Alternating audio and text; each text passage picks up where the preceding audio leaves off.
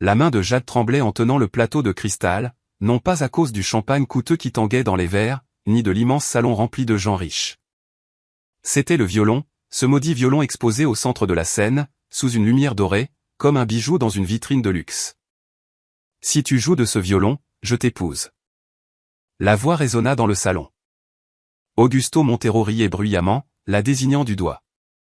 Des centaines de paires d'yeux se tournèrent vers Jade. Le silence coupa l'air. Elle sentit son visage brûler. « Vous êtes sérieux ?»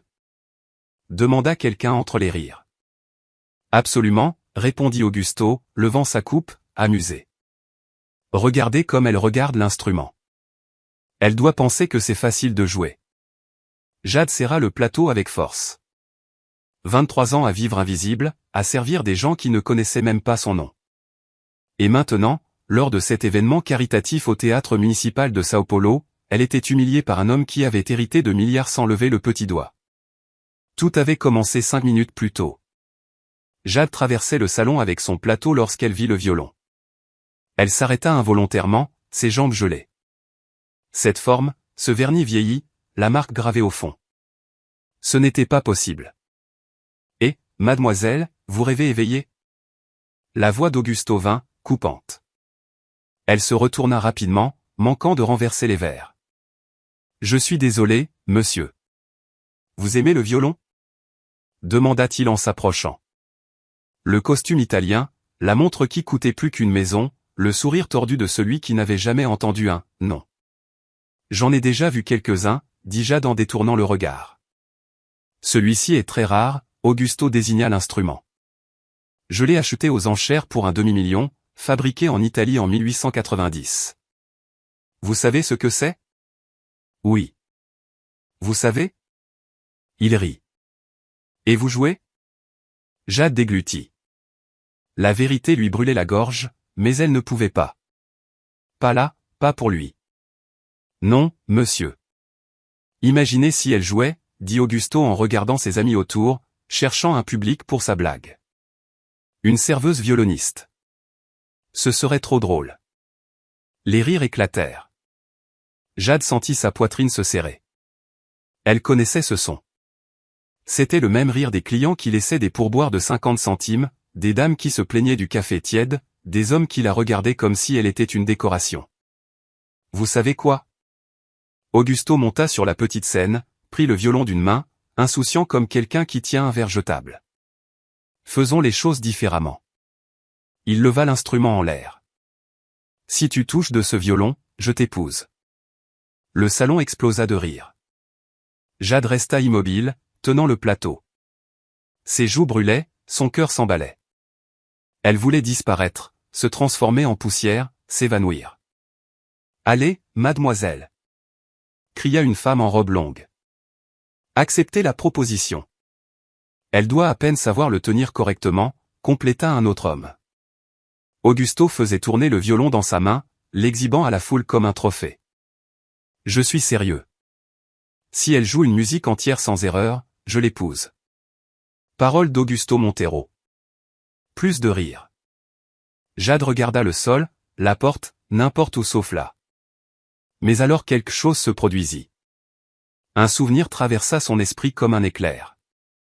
Jade, ma petite fille, ce violon te mènera loin un jour, la voix de son grand-père, des mains calleuses ajustant l'archet dans ses petites mains, la cabane en bois à la périphérie de Sao Paulo, les vieilles cordes qu'il réparait avec du fil de fer, la musique qui emplissait le silence de la pauvreté. Quand tu joues, joue avec ton âme. Peu importe qui écoute, joue pour toi. Jade leva les yeux, regarda Augusto, le violon dans sa main, cet objet qui n'était pas seulement un instrument, c'était une mémoire, c'était une douleur, c'était tout ce qu'elle avait perdu. J'accepte.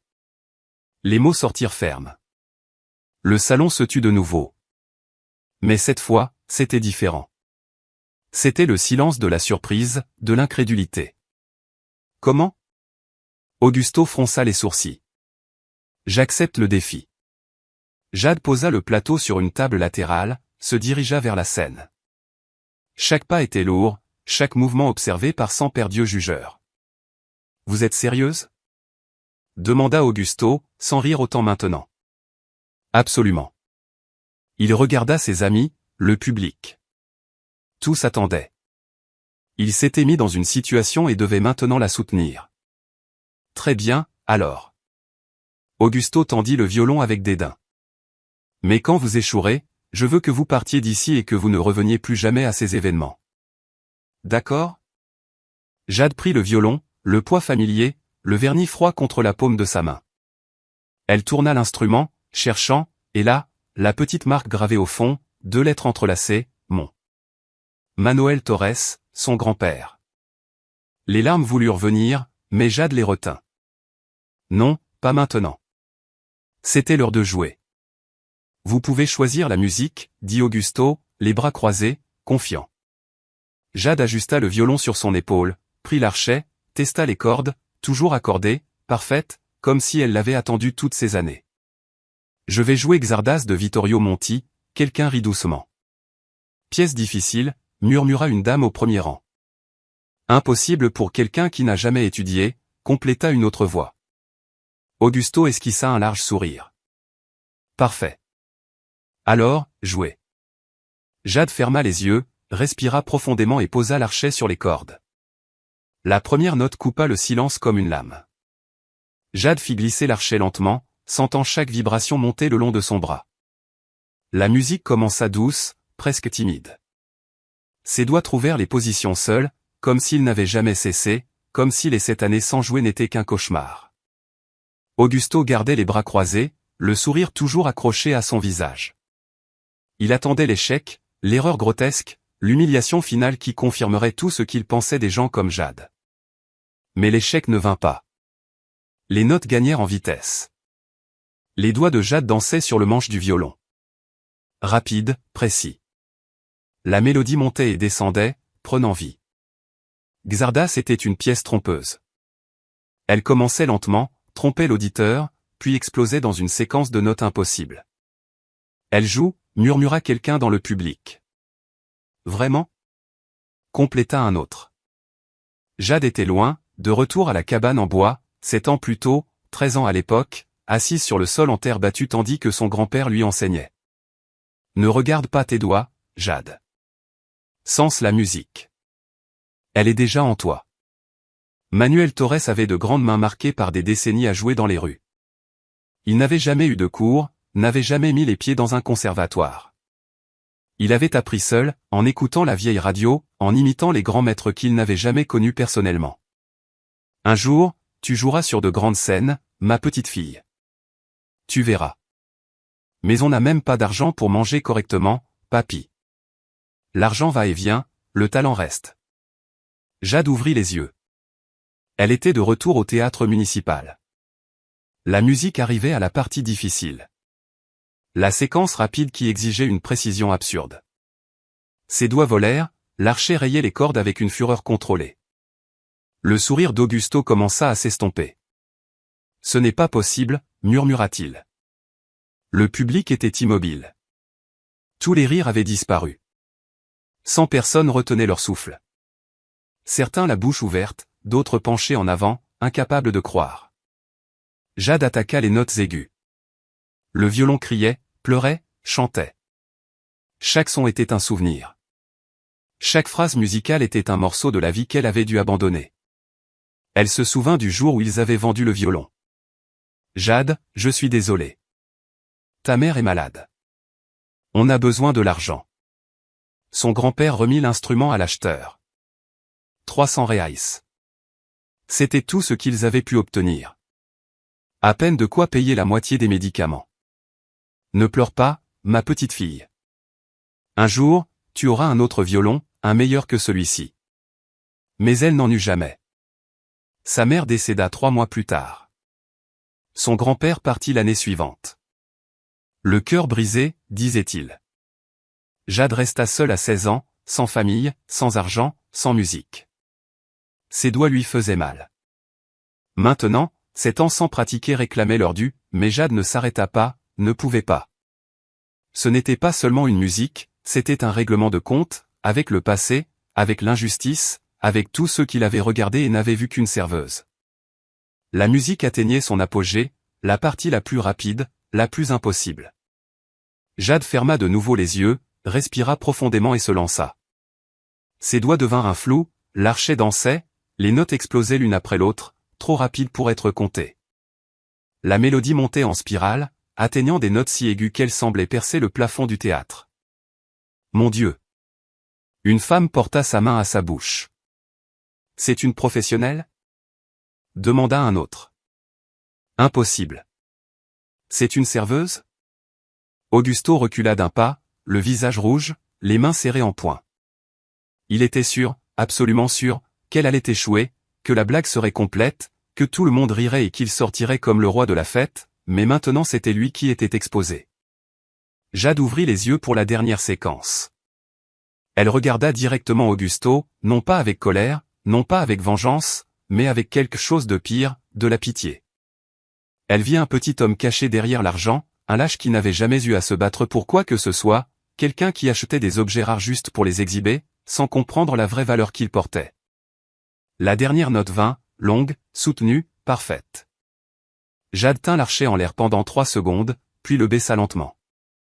Le silence revint, mais il était différent, lourd, électrique, personne ne bougeait. Jade respirait profondément, sa poitrine se soulevant et s'abaissant. La sueur coulait sur son front, ses mains tremblaient légèrement, mais elle avait réussi. Elle avait joué Xardas en entier, sans une seule erreur. Le premier applaudissement vint de la gauche, timide, puis un autre et un autre. En 5 secondes, tout le théâtre explosa en applaudissements. Bravo, incroyable. Où a-t-elle appris ça? Jade regarda le public, des gens debout applaudissant avec force, certains avec les larmes aux yeux. Ces mêmes personnes qui s'étaient moquées d'elle quelques minutes auparavant l'applaudissaient maintenant comme si elle était la plus grande violoniste du monde. Elle se tourna vers Augusto. Il était pâle, paralysé, les yeux écarquillés, la bouche ouverte sans émettre de son. « Qu'est-ce que vous attendez » cria une voix du public. « Vous avez promis. » « C'est vrai. » Parole d'Augusto Montero. Des rires commencèrent à surgir, mais cette fois ce n'était pas pour Jade, c'était pour lui, le milliardaire, qui s'était pris au piège de sa propre arrogance. Augusto força un rire nerveux. C'était impressionnant, mais vous n'espériez pas que je sois sérieux, n'est-ce pas? C'était juste une blague. Le théâtre se tut de nouveau, mais c'était le silence de la déception, de la surprise négative. Une blague? Jade fit un pas en avant, tenant toujours le violon. Vous avez humilié une personne publiquement, fait une proposition devant tout le monde et maintenant vous dites que c'était une blague? Je n'attendais pas que vous sachiez jouer, mais moi, je sais, et vous avez promis. Augusto regarda autour de lui, cherchant du soutien, mais les regards avaient changé. Les gens ne voyaient plus le charmant milliardaire. Ils voyaient un homme qui ne tenait pas sa parole. Écoutez ici. Il tenta de se reprendre. Vous avez bien joué, très bien. Mais cela ne signifie pas que je vais épouser quelqu'un que je ne connais même pas. Quelqu'un que vous ne connaissez même pas? Jade sentit la colère monter. Ou quelqu'un que vous pensez ne pas mériter d'être à votre niveau. Ce n'est pas ça. C'est exactement ça. Elle le désigna avec l'archet. Vous m'avez défié parce que vous pensiez que j'étais inférieur. Parce que pour vous, les gens pauvres ne savent rien. Ils ne peuvent pas avoir de talent, ils ne méritent pas de respect. Le public murmurait, les têtes hochaient en signe d'accord. Augusto passa la main dans ses cheveux, perdant son sang-froid. Vous déformez tout. C'était juste un moment décontracté. Une blague d'événement. Une blague, c'est quand tout le monde rit, rétorqua Jade. L'humiliation, c'est quand seul vous riez. Le silence était coupant. Je ne vais pas vous épouser, lâcha Augusto, désespéré. Point final. Je sais, répondit Jade calmement. Parce que je n'aurais pas accepté de toute façon. Elle tourna le violon dans ses mains, regarda la marque gravée au fond. Mon. Les lettres qui changeaient tout. Mais il y a une chose que vous devez savoir à propos de ce violon. Quoi? Augusto fronça les sourcils. Jade tourna le violon, montra la base au public. La lumière de la scène éclaira la petite marque gravée dans le bois sombre. Ces lettres Mon, vous savez ce qu'elles signifient? Augusto haussa les épaules, impatient. Ce doit être la signature du fabricant. C'est un violon italien de 1890. J'ai le certificat. Vous avez un papier, corrigea Jade. Mais vous n'avez pas la vérité. Le public se pencha en avant. Tous voulaient entendre. Le théâtre était si silencieux qu'on pouvait entendre la respiration collective. Ce violon n'a pas été fabriqué en Italie, continua Jade d'une voix ferme. Il a été fabriqué ici au Brésil, à Sao Paulo, dans un petit atelier de la Moca. Impossible, rétorqua Augusto. Je l'ai acheté aux enchères d'instruments rares, j'ai payé un demi-million. Il y avait une documentation complète. Documentation fausse. Le murmure dans le public augmenta. Augusto devint rouge. Vous inventez cela pour vous venger? Non, Jade caressa le bois du violon. Mon signifie Manuel Torres, mon grand-père. Le silence explosa en murmures. Les gens se tournèrent les uns vers les autres, traitant l'information. Augusto secoua la tête, incrédule. Votre grand-père? Une serveuse disant que son grand-père a fabriqué un violon que j'ai acheté pour un demi-million de reais. C'est ridicule. C'est la vérité, Jade leva le menton. Et je peux le prouver. Elle tourna de nouveau le violon, montra le côté droit juste en dessous des cordes. Vous voyez cette petite fissure ici? Cela ressemble à un défaut de fabrication, n'est-ce pas? Mais ce n'en est pas un. C'est mon grand-père qui l'a fait exprès. Augusto leva les yeux au ciel. Maintenant, vous allez me dire que votre grand-père mettait des défauts exprès dans les violons? Il mettait des marques, expliqua Jade. Chaque violon qu'il construisait avait une fissure unique, à une position différente. C'était sa façon de signer son travail sans que personne ne s'en aperçoive. Commode, Augusto croisa les bras. Vous pourriez inventer ça maintenant. Jade respira profondément. Il était temps de raconter l'histoire complète.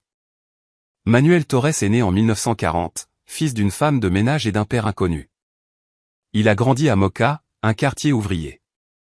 Il n'est jamais allé à l'école.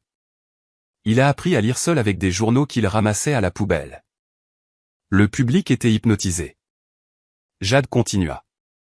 À 15 ans, il a trouvé un emploi dans une fabrique de meubles. Il était aide, transportait du bois, ponçait des pièces, nettoyait le sol, mais il observait tout, surtout le maître charpentier. Il voyait comment il travaillait le bois, comment il testait la qualité, comment il créait. Jade regarda le violon dans ses mains, les souvenirs l'envahissaient. Un jour, mon grand-père a trouvé un morceau de bois jeté, du bois de jacaranda brésilien. Il était fissuré, personne n'en voulait. Il l'a ramené à la maison, a passé 6 mois à travailler dessus, la nuit après l'usine, sans outils adéquats, sans manuel, juste avec son intuition. Et qu'a-t-il fait? Demanda une femme du public, absorbée par l'histoire. Il a fait un violon, Jade sourit pour la première fois depuis qu'elle était montée sur scène. Il n'était pas parfait. Les proportions étaient fausses. Le son était étrange, mais c'était un violon fait des mains d'un garçon de 15 ans qui n'en avait jamais vu un de près. Augusto renifla. Belle histoire, mais cela ne prouve rien. Je n'ai pas encore terminé, rétorqua Jade. Mon grand-père a passé les 40 années suivantes à construire des violons. Il a perfectionné sa technique seul. Il étudiait les bois, testait les vernis, ajustait chaque millimètre jusqu'à obtenir le son parfait. Et où vendait-il ses violons? Demanda Augusto avec sarcasme. Dans un magasin d'instruments de luxe? Dans la rue. Le mot tomba comme une pierre. Mon grand-père jouait sur la Praça C, au Largo do Arruch, devant le théâtre municipal. Jade désigna les murs autour. Ici même. Il s'asseyait sur le trottoir, ouvrait sa petite boîte à pourboire et jouait. Parfois, il apportait un violon qu'il avait fabriqué, le montrait aux gens, essayait de le vendre. Et quelqu'un achetait? Demanda la même femme. Rarement. Qui allait acheter un violon à un musicien de rue? Les gens jetaient des pièces et partaient. Ils pensaient que c'était juste un autre fou de la rue. Jade sentit sa gorge se serrer, mais ne s'arrêta pas. Il est mort sans être reconnu, sans avoir un seul violon dans un musée, sans recevoir de crédit pour le talent qu'il avait, parce que c'était un homme simple, invisible pour la société, parce qu'il n'avait pas un nom de famille important. Le théâtre était absolument silencieux. Certaines personnes essuyaient discrètement des larmes. Ce violon ici, Jade leva l'instrument. C'est le dernier qu'il a fait, le meilleur de tous. Il disait que celui-ci avait une âme, que quand je jouerais, les gens le sentiraient. Et vous l'avez vendu? Demanda Augusto avec moins d'arrogance. J'ai dû le vendre, admit Jade. Ma mère était très malade. Nous avions besoin d'argent pour les médicaments. Nous avons obtenu 300 reais pour lui dans un magasin de prêteurs sur gage. 300 reais? Murmura quelqu'un, choqué. Et vous? Jade désigna Augusto. Vous avez payé un demi-million parce qu'un escroc l'a acheté au prêteur sur gage, a inventé une histoire d'origine italienne, a falsifié des documents et l'a revendu aux enchères à des gens riches comme vous. Augusto resta silencieux, réfléchissant. Même si tout cela est vrai, tenta-t-il de se défendre. Je l'ai acheté de bonne foi. Je ne connaissais pas cette histoire. Le violon est à moi de droit. De droit légal, peut-être, Jade acquiesça. Mais moralement, ce violon a été volé à ma famille, il a été volé à l'héritage de mon grand-père et s'est retrouvé entre les mains de quelqu'un qui ne sait même pas jouer. Je sais jouer. Explosa Augusto. Alors, jouez. Jade tendit le violon. Augusto regarda l'instrument, le public, puis de nouveau Jade. Je n'ai rien à vous prouver. Pas à moi, Jade fit un geste vers les 100 personnes qui regardaient. À eux. Vous avez dit que le violon est à vous, que vous comprenez la musique, que vous êtes digne d'avoir un instrument rare entre les mains. Alors, montrez-le. Augusto déglutit. Il savait jouer. Il avait pris des cours enfant, mais cela faisait des années et il n'avait jamais été bon. C'était juste une activité de plus que les parents riches mettaient à l'emploi du temps de leurs enfants. Piano, violon, tennis, équitation, tout pour impressionner. Je ne tomberai pas dans cette provocation. Parce que vous n'en êtes pas capable, rétorqua Jade. Vous avez acheté ce violon pour la même raison que vous achetez tout, pour montrer que vous avez de l'argent, pour exhiber, mais vous ne comprenez pas sa vraie valeur. Et vous, vous comprenez? Je sais d'où il vient. Je sais qui l'a fait. Je sais chaque heure que mon grand-père a passé à poncer ce bois. Je sais combien de fois il a testé les cordes jusqu'à ce que le son soit parfait. Je sais que ce violon porte 50 ans d'histoire, de lutte, de talent invisible. Jade serra l'instrument contre sa poitrine. Vous pouvez avoir le titre de propriété, mais ce violon n'a jamais été le vôtre et ne le sera jamais. Le public explosa en applaudissements. Augusto resta immobile, sans réaction. Il avait perdu non seulement le défi, mais toute la narration. Jade coupa les applaudissements. Un homme se leva au 3e rang, costume sombre, cheveux gris. Il s'approcha de la scène. Mon nom est Roberto Andrade. Je suis entrepreneur musical. Je travaille avec le théâtre municipal, la Sala Sao Paulo, le théâtre Sao Pedro. Jade le regarda, confuse. Je connaissais votre grand-père. Le cœur de Jade bondit. Comment? Manuel Torres. J'étais enfant. Mon père m'emmenait au largo d'Oarouche le dimanche. Il y avait toujours un homme qui jouait du violon. J'étais hypnotisé.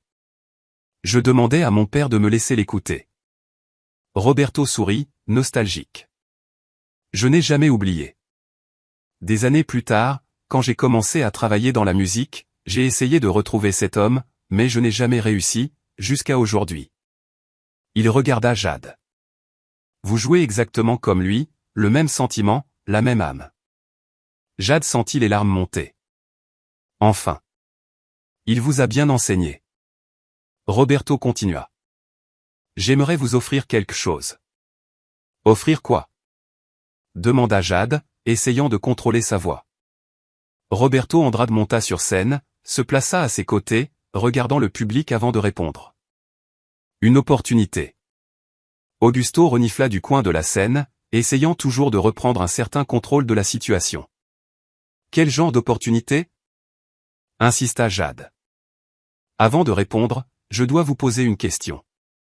Roberto se tourna vers elle. Pourquoi avez-vous arrêté de jouer? Jade serra le violon contre son corps. Je l'ai déjà dit. J'ai dû vendre le violon. Après cela, je n'ai plus jamais pu pratiquer. 7 ans sans jouer. 7 ans. Roberto secoua la tête, impressionné. Et vous avez joué Xardas parfaitement. Une des pièces les plus techniques du répertoire. Sans pratique, juste avec la mémoire musculaire et le talent pur. Il se tourna vers le public. Mesdames et messieurs, avez-vous compris ce que vous venez de voir? Cette jeune femme n'est pas seulement talentueuse, elle est un prodige. Des murmures parcoururent le théâtre. Jade sentit son visage chauffer. Je ne suis pas un prodige. J'ai juste appris avec mon grand-père. Votre grand-père était le prodige, corrigea Roberto. Et il vous a transmis cela.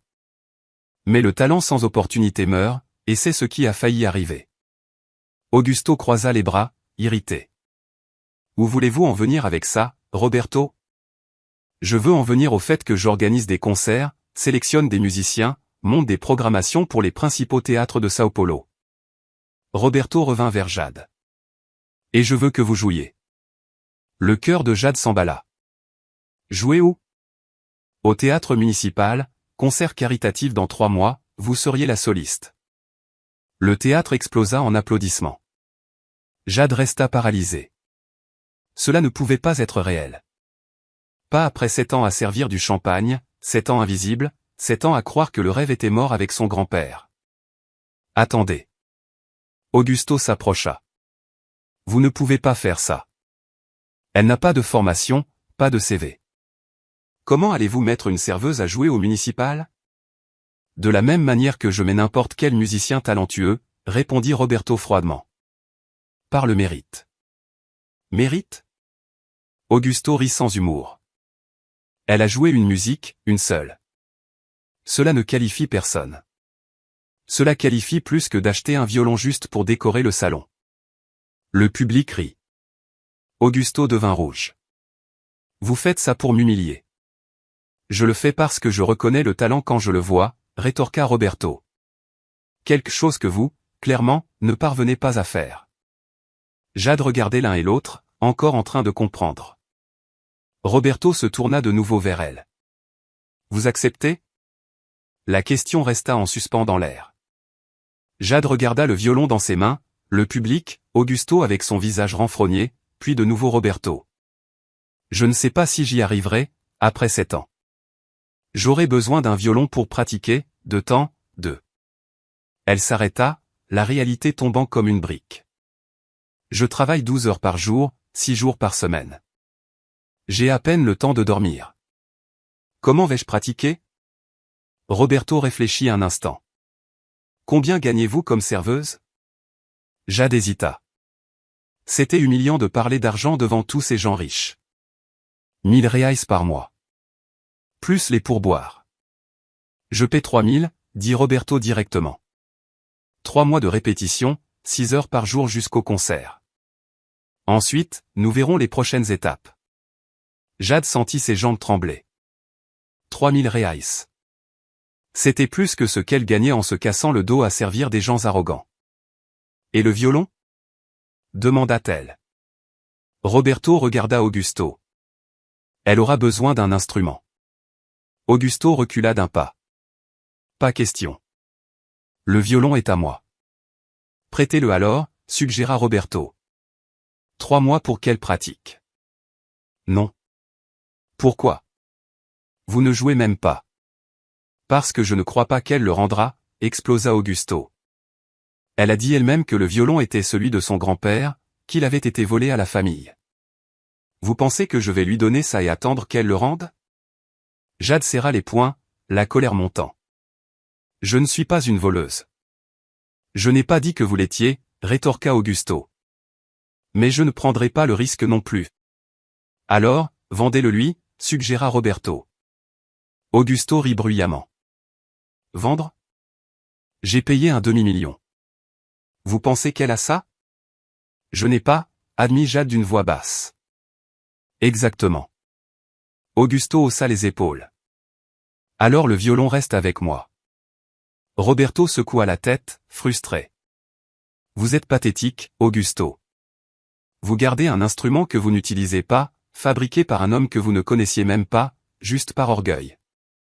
Ce n'est pas de l'orgueil, c'est un droit de propriété. Le public hua. Augusto regarda autour de lui, surpris par la réaction. Il s'attendait à du soutien. Après tout, il était parmi les siens. Des gens riches, des gens qui comprenaient la possession et la propriété, mais même voyaient la mesquinerie. Augusto. Une dame du premier rang se leva. Laissez la jeune femme utiliser le violon, pour l'amour de Dieu. Cela ne vous regarde pas, Béatrice. Cela regarde tout le monde ici, se manifesta un autre homme. Vous avez fait une proposition ridicule, vous avez perdu et maintenant vous n'acceptez pas les conséquences. Quelles conséquences? Cria Augusto. Je ne vais pas l'épouser et le violon est à moi. Fin de la discussion. Jade respira profondément, regarda le violon, les lettres gravées. Mon Manuel Torres. Très bien, dit-elle calmement. Roberto se tourna, surpris. Très bien. Comment ça? Il a raison, Jade tendit le violon à Augusto. C'est à lui légalement. Je ne peux rien faire. Augusto prit l'instrument, satisfait. Enfin quelqu'un de sensé. Mais j'accepte votre proposition, Roberto. Jade se tourna vers l'entrepreneur. Je jouerai au municipal sans violon.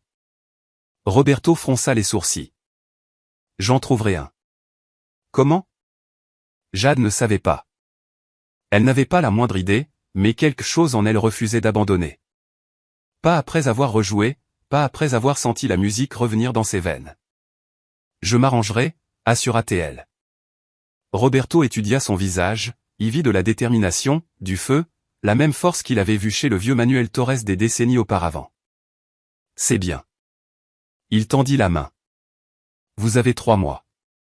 Présentez-vous au théâtre municipal lundi, 9 h du matin. Nous commencerons les répétitions. Jade serra sa main fermement. J'y serai. Le public applaudit. Augusto renifla, irrité, et descendit de la scène avec le violon sous le bras. Certaines personnes le regardaient avec mépris, d'autres secouaient la tête, déçus. Roberto s'approcha de Jade, baissant la voix. Vous êtes sûr de pouvoir trouver un violon? Oui, mentit Jade. Elle n'était sûre de rien. Des violons décents coûtaient des milliers. De bons violons coûtaient des dizaines de milliers. Elle avait 500 reais dans son épargne. À peine de quoi acheter un jouet, mais elle allait s'arranger, elle devait s'arranger. Roberto acquiesça et quitta la scène. Le public commença à se disperser. L'événement était terminé. Les gens discutaient animément, commentant ce qu'ils venaient de voir. Jade resta seule sur scène, regarda ses mains vides, l'endroit où le violon se trouvait quelques secondes auparavant. « Papy » murmura-t-elle. « Aide-moi juste une fois de plus. » La porte latérale du théâtre s'ouvrit. Une femme entra. Elle devait avoir une 60aine d'années. Cheveux blancs attachés en chignon, vêtements simples, mais soignés. Jade se tourna. « Oui. » La femme s'approcha lentement, les yeux rouges comme si elle avait pleuré. « Vous ne me connaissez pas, mais j'ai connu votre grand-père. » Jade sentit son cœur s'accélérer. « Vous l'avez connu? » Manuel Torres. Il jouait sur la Praçada quand j'étais enfant. La femme sourit, nostalgique. Ma mère s'arrêtait toujours pour l'écouter. Je m'ennuyais. Je voulais partir, mais elle disait, fais attention, ma fille. Cet homme a une âme. Jade sentit ses yeux lui piquer. Je n'ai jamais oublié, continua la femme. Et aujourd'hui, quand vous avez joué, j'ai entendu la même âme. Elle ouvrit son sac, en sortit une enveloppe. C'est pour vous. Jade prit l'enveloppe, confuse. Elle l'ouvrit. À l'intérieur, il y avait de l'argent, de nombreuses coupures de sang. Je ne peux pas accepter cela. Si, vous pouvez, la femme serra les mains de Jade. Achetez un violon, un bon, et jouez au municipal, pour votre grand-père, pour tous ceux qui n'ont jamais eu leur chance. Avant que Jade ne puisse répondre, la femme se retourna et partit rapidement, comme si elle avait peur de changer d'avis. Jade regarda l'enveloppe, compta l'argent, 5000 reais. Ce n'était pas un demi-million, mais c'était un début. 3 mois plus tard, Jade était dans les coulisses du théâtre municipal, le même théâtre où tout avait commencé, mais cette fois ce n'était pas une serveuse, c'était la soliste. Ses mains transpiraient, son cœur battait à tout rompre. Elle tenait le nouveau violon. Ce n'était pas celui de son grand-père, ça ne le serait jamais, mais il était honnête, acheté avec l'argent de la femme de la Prasadacé et des dons qui avaient afflué après que l'histoire soit devenue virale sur les réseaux sociaux. 5 minutes, annonça l'assistant de scène. Jade respira profondément, se regarda dans le miroir. Robe simple, noire, empruntée, cheveux attachés, pas de luxe, pas de prétention, juste elle et la musique. Roberto apparut à la porte. Prête? Je ne sais pas. Être nerveuse est un bon signe, il sourit. Cela signifie que vous vous en souciez. Jade acquiesça. 3 mois de répétition, 6 heures par jour, les doigts saignant les premières semaines, les muscles oubliés hurlant de douleur, mais chaque seconde en valait la peine. La salle est pleine, informa Roberto. Plus de 800 personnes. 800? Jade écarquilla les yeux. Votre histoire a fait le tour de la ville. Tout le monde veut voir la serveuse qui est devenue soliste. Jade ne savait pas si c'était bon ou mauvais. Trop d'attente, trop de pression. Et Augusto? Demanda-t-elle sans savoir pourquoi. Roberto fit une drôle de tête. Il est dans le public. Quoi? Premier rang. Il est arrivé tôt, n'a parlé à personne. Jade sentit son estomac se nouer. Bien sûr, il serait là, non pas pour la soutenir, mais pour la voir échouer. Ne pensez pas à lui, Roberto posa sa main sur son épaule. Pensez à votre grand-père. Pensez à tous ceux qui ont cru en vous. Jade ferma les yeux, vit la cabane en bois, son grand-père avec le vieux violon, la musique emplissant le silence de la pauvreté. Joue avec ton âme, ma petite fille. Elle ouvrit les yeux. Je suis prête. Roberto sourit, quitta les coulisses. Jade entendit sa voix au microphone la présentant, parlant de musique, de talent, d'opportunité. Et maintenant, mesdames et messieurs, c'est avec un immense plaisir que je vous présente Jade Torres. Les applaudissements vinrent. Jade respira profondément, ajusta le violon et se dirigea vers la scène. La lumière frappa son visage, forte, chaude. Elle cligna des yeux, s'adaptant. Le public était une mer de visages flous, 800 personnes en attente. Jade arriva au centre de la scène, se tourna vers le public, fit une rapide révérence et alors elle vit. Premier rang, 6e siège à gauche, Augusto Montero. Il était debout, les bras croisés, le visage fermé. À côté de lui, dans une boîte en velours, le violon de son grand-père. Jade sentit la colère bouillonner. Il avait apporté le violon, non pas pour le rendre, mais pour l'exhiber, pour lui frotter au visage qu'il avait toujours ce qui lui appartenait de droit. Respire, Jade, respire. Elle se tourna vers l'orchestre, fit un signe au chef d'orchestre. Il lui rendit son signe, leva sa baguette. Silence absolu. Jade posa le violon sur son épaule, ajusta l'archet, ferma les yeux. L'orchestre commença doucement, préparant le terrain. Jade attendit, compta les mesures, sentit le moment et entra. La première note sortit parfaite, nette. Jade ouvrit les yeux, commença à bouger. Son corps balançait naturellement, ses doigts volaient sur les cordes, la pièce était différente, ce n'était pas Xardas, c'était quelque chose de plus profond, de plus émotionnel. Choro numéro 10 de Villa-Lobos, une pièce brésilienne complexe, pleine de sentiments. Jade se donna à fond. Les notes montaient et descendaient. La mélodie racontait une histoire de lutte, de dépassement, d'un peuple qui souffre mais n'abandonne pas. Le public était immobile, certains penchés en avant, d'autres les mains sur la poitrine. La musique traversait chaque personne différemment. Jade pensa à son grand-père, à chaque fois qu'il jouait dans la rue et que les gens passaient sans regarder, à chaque fois qu'il essayait de vendre un violon et entendait « non, merci ». À chaque fois qu'il rentrait chez lui fatigué, mais prenait l'instrument quand même. La musique n'est pas pour ceux qui écoutent, Jade, elle est pour ceux qui jouent. Si tu la sens, ça en vaut la peine. Les larmes voulurent venir, mais Jade les retint. Pas maintenant. Maintenant, il était temps de montrer tout ce qu'elle avait appris. La pièce arriva à la partie la plus difficile, une séquence de notes aiguës qui exigeait un contrôle absurde.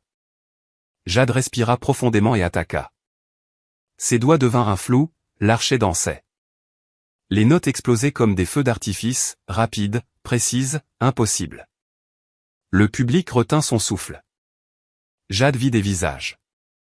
Une dame essuyant des larmes. Un homme la bouche ouverte, une jeune fille les yeux brillants, rêvant, et elle vit Augusto. Il avait décroisé les bras, était penché en avant, le visage tendu, les yeux fixés sur elle.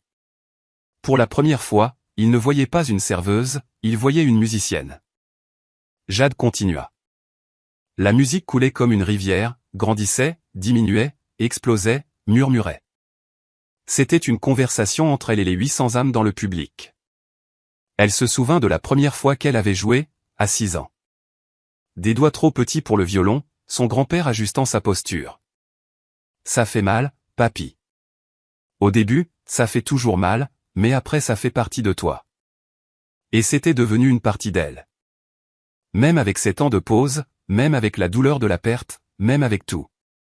La musique arriva au climax, le moment où soliste et orchestre s'unissaient dans une explosion sonore. Jade ferma les yeux de nouveau, laissa son corps la guider. L'archet pressa les cordes avec force, les notes sortirent puissantes, pleines. L'orchestre répondit, violon, alto, violoncelle. Tous ensemble dans une harmonie parfaite. C'était beau, c'était triste, c'était la révolte, c'était l'espoir, c'était tout ce que son grand-père n'avait jamais réussi à montrer au monde. Jade ouvrit les yeux, regarda le plafond du théâtre, les lustres de cristal, l'architecture qui avait été témoin de décennies de musique. C'est pour toi, papy. La musique commença à ralentir. La fin approchait. Jade prépara la dernière séquence. Des notes longues, soutenues, qui demandaient une émotion pure. Elle joua lentement, chaque note un adieu, chaque son un hommage. L'orchestre se tut instrument par instrument, jusqu'à ce qu'il ne reste que le violon. Jade tint la dernière note, longue, tremblante, chargée de tout ce qu'elle avait en elle. Et puis, le silence. Elle baissa l'archet, ouvrit les yeux. Le public était paralysé. 1 seconde, 2, 3. Et puis l'explosion. 800 personnes debout applaudissant, criant, pleurant. Bravo, extraordinaire. Je n'ai jamais rien vu de tel. Jade resta immobile, réfléchissant. C'était réel? Cela se passait vraiment? Roberto courut sur scène, l'embrassa. Tu as été parfaite, parfaite. Les larmes vinrent maintenant sans contrôle. Jade pleura là, au milieu de la scène, avec 800 personnes applaudissant. Elle regarda le public, les visages émus, les gens qui étaient venus douter et repartaient en croyant. Et puis elle vit Augusto. Il était debout, applaudissant, mais son visage était différent. Il n'y avait pas de colère, pas d'orgueil blessé, il y avait de la honte. Jade fit une révérence. Le public applaudit plus fort. Elle se tourna vers l'orchestre. Révérence au chef d'orchestre. Il lui rendit son sourire. Les fleurs commencèrent à arriver. Des gens jetaient des roses sur la scène. D'autres montaient pour offrir des bouquets. Jade recevait tout, encore en train de comprendre. Et puis elle vit quelque chose qui la fit s'arrêter. Augusto montait sur scène, portant la boîte en velours. Le public se tut, curieux. Roberto fronça les sourcils. Jade se tendit. Augusto s'arrêta devant elle, la regarda dans les yeux et, alors, sans rien dire, ouvrit la boîte, le violon de son grand-père, les lettres m'ont gravé, la petite fissure délibérée. J'avais tort, dit Augusto d'une voix basse, mais claire, complètement tort. Il tendit la boîte. Ce violon n'a jamais été le mien. Il n'aurait jamais dû l'être. Jade regarda l'instrument, Augusto, puis de nouveau l'instrument. Vous le rendez? Non, Augusto secoua la tête. Rendre, c'est quand on donne quelque chose qu'on a emprunté. Ça, c'est de la restitution. Il posa la boîte dans ses mains. Je suis désolé pour tout. Le public explosa de nouveau. Des applaudissements assourdissants. Augusto se retourna et quitta la scène rapidement, comme s'il ne pouvait plus rester.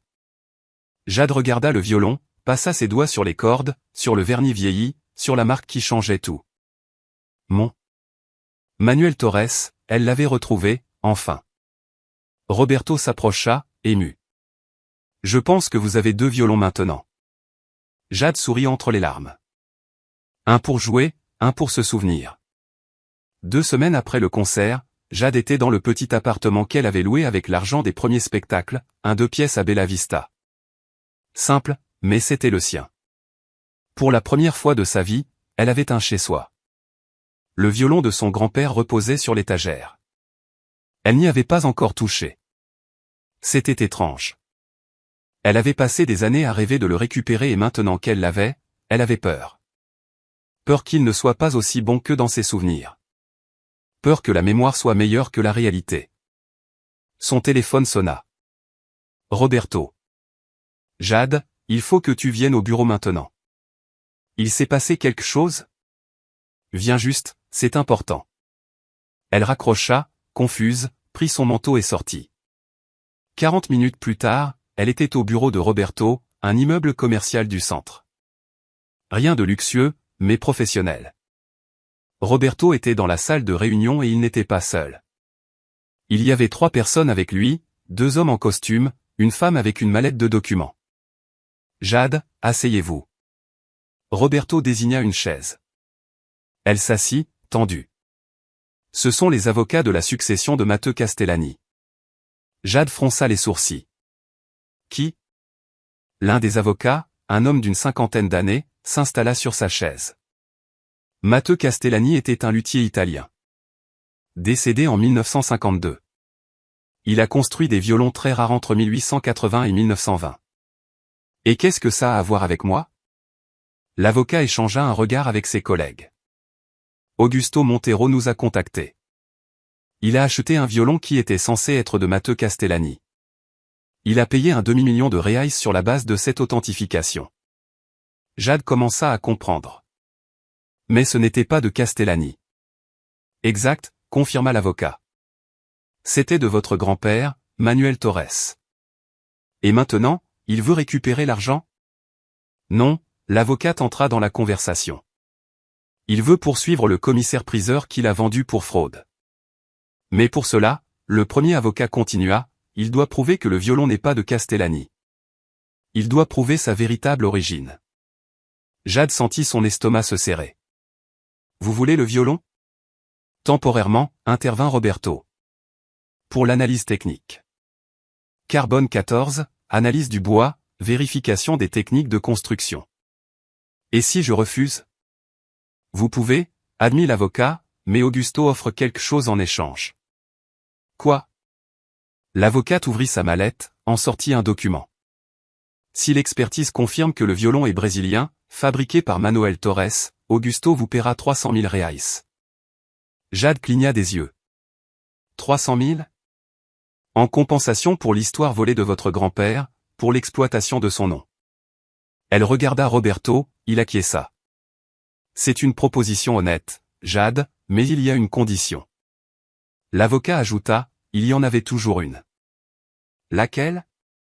Le violon doit rester 3 semaines au laboratoire et vous devez tout raconter sur votre grand-père, enregistrer un témoignage, montrer des photos, si vous en avez, tout ce qui prouve l'histoire. Jade pensa, 3 semaines sans le violon qu'elle venait de récupérer, 3 semaines à remuer des souvenirs douloureux, plus 300 000 reais. Cela suffisait pour ouvrir une école de musique, enseigner aux enfants pauvres, donner aux autres ce que son grand-père lui avait donné. J'accepte, dit-elle, mais à une condition aussi.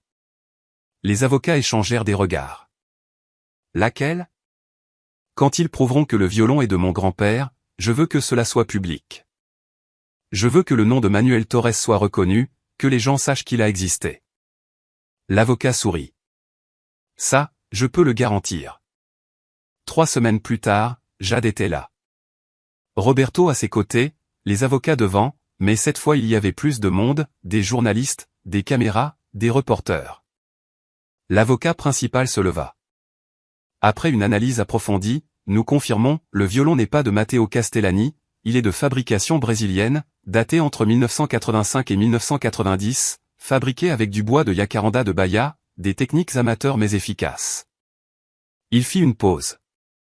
Et nous confirmons, grâce à des marques uniques et des témoignages, que le constructeur était Manuel Torres, musicien de rue, autodidacte, décédé en 2018. Les caméras cliquaient, les journalistes prenaient des notes frénétiquement. Plus que cela, continua l'avocat, nous avons découvert que Manuel Torres a construit au moins 20 violons au cours de sa vie, tous vendus à des prix dérisoires, tous avec la marque Moncaché. Jade sentit ses yeux lui piquer. Et aujourd'hui, l'avocat la regarda, nous reconnaissons officiellement Manuel Torres comme un luthier brésilien. Son travail sera catalogué, étudié, préservé. La salle applaudit. Jade couvrit son visage en pleurant. Roberto l'embrassa. Tu as réussi, tu lui as donné une voix. Mais le rebondissement n'était pas terminé. L'avocate se leva. Il y a autre chose. Jade essuya ses larmes. Quoi? Pendant l'enquête, nous avons trouvé quelque chose dans les archives du magasin de prêteurs sur gage où vous avez vendu le violon. Elle ouvrit un dossier, montra des documents jaunis. En 2018, vous avez vendu le violon pour 300 reais. Le magasin l'a revendu 3 jours plus tard pour 8 cents à un intermédiaire appelé Paulo Mendes. Jade acquiesça. Elle connaissait cette partie.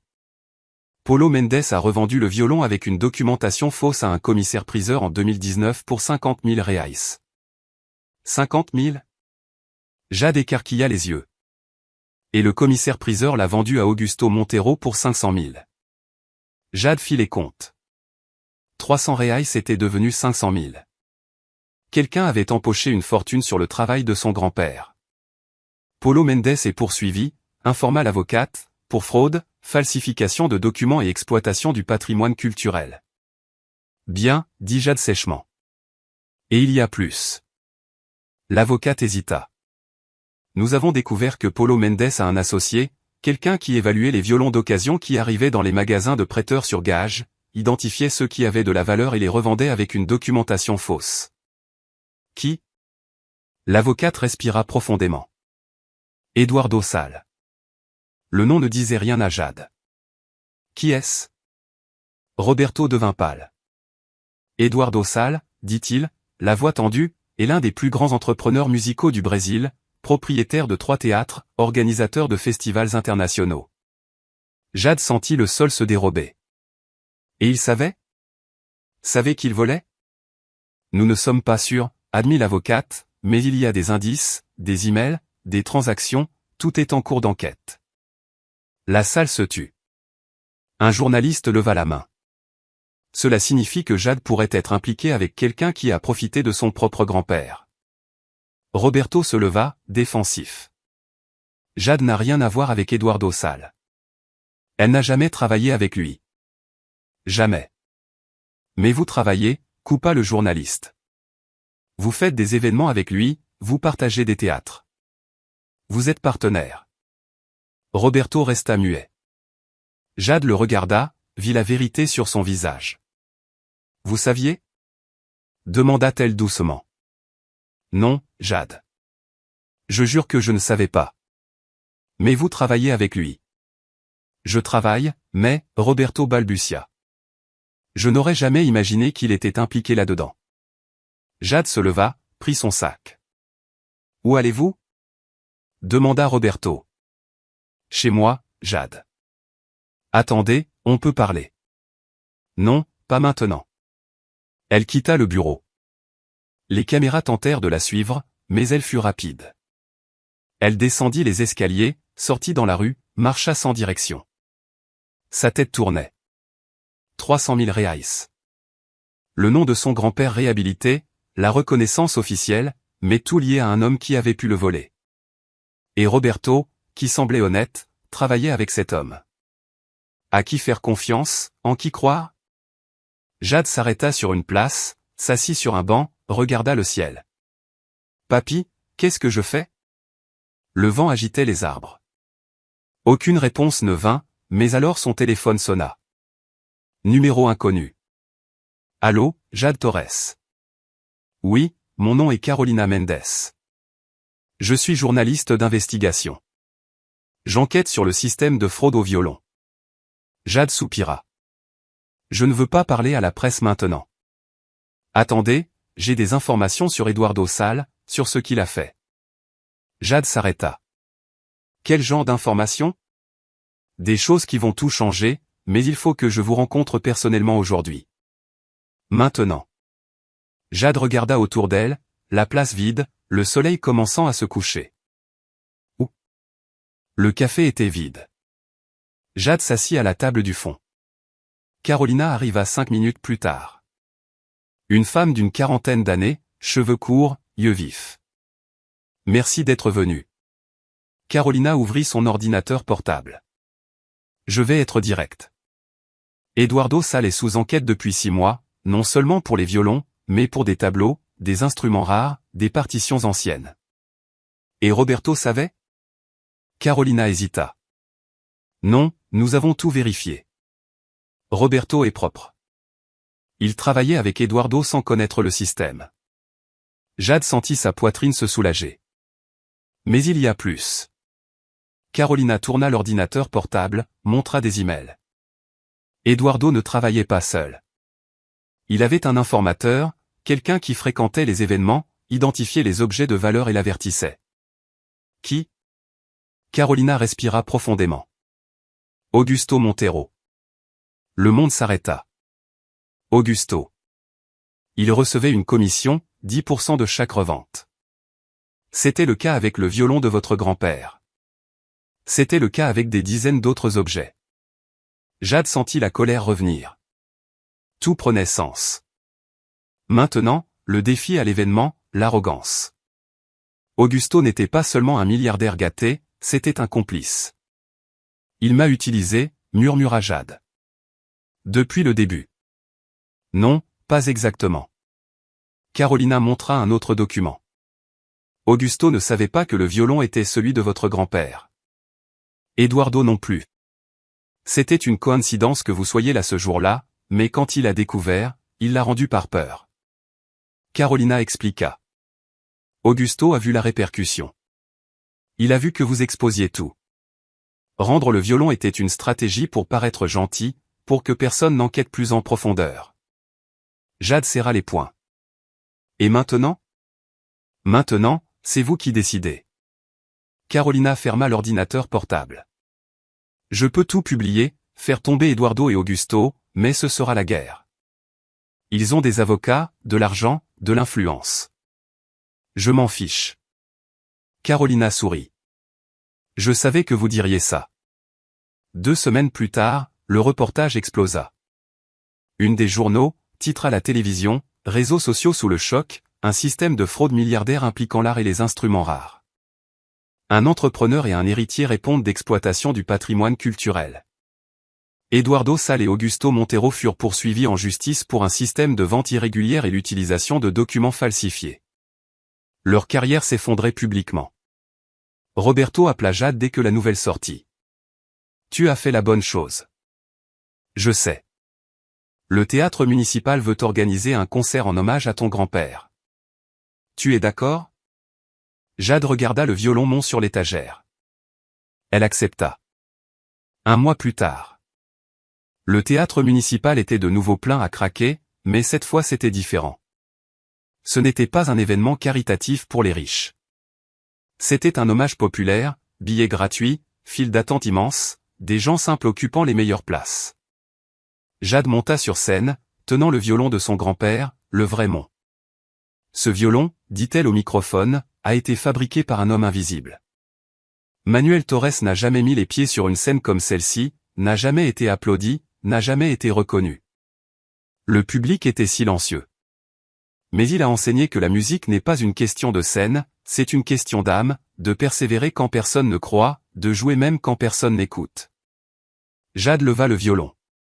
C'est pour toi, papy, et pour tous les invisibles qui méritent d'être vus. Elle posa l'archet sur les cordes et joua. Ce n'était pas une pièce classique, c'était de la musique de rue, du chorino, de la samba. Les mélodies que son grand-père jouait sur la praçadace. Le public battait des mains en rythme. Certains pleuraient, d'autres dansaient assis. Et là, au ciel, Jade savait, son grand-père dansait aussi. Quand elle eut terminé, le théâtre explosa, mais Jade ne vit pas le public, elle vit la cabane en bois, elle vit son grand-père souriant. Tu as réussi, ma petite fille, tu l'as menée loin. Roberto monta sur scène avec une enveloppe. Jade, L'argent du procès est sorti, 300 000, comme promis. Elle prit l'enveloppe, l'ouvrit, regarda le chèque. Je vais ouvrir une école, annonça-t-elle. L'école de musique Manuel Torres pour les enfants pauvres. Pour ceux qui pensent n'avoir aucune chance. Le public l'ovationna. Jade regarda les visages émus, vit des enfants, vit l'avenir et comprit enfin. Son grand-père n'avait jamais eu besoin d'une scène. Il avait déjà laissé son héritage en elle et maintenant elle le transmettrait. Combien de voix ignorons-nous chaque jour? Si cette histoire vous a touché, elle prouve que le talent n'a pas de code postal. Laissez un like maintenant, commentez, allez, Jade, et partagez avec quelqu'un qui a besoin d'entendre ça.